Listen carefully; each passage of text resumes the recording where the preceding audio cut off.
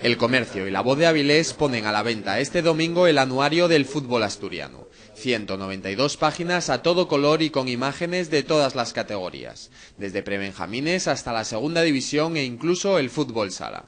Hemos intentado hacer una foto completa, ¿no? A partir de tantas fotos de tantos equipos, hacer una gran foto del fútbol asturiano. El anuario cuenta con la presencia de más de 19.000 personas y se ha confeccionado con la colaboración de la Real Federación Asturiana de Fútbol, que espera que el siguiente año todos los clubes se impliquen aún más en la elaboración del mismo, por el bien de los que salen en este.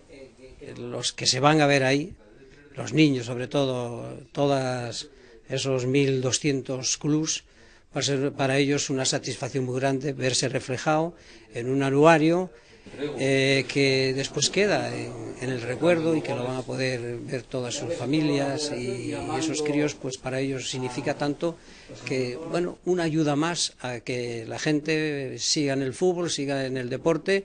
Frente a tantas críticas que a veces se le hacen, pues el fútbol es una escuela de un montón de cosas, de un montón de virtudes, de un montón de elementos positivos que pueden funcionar en el aprendizaje de los niños, y eso es fundamentalmente lo que hemos pretendido.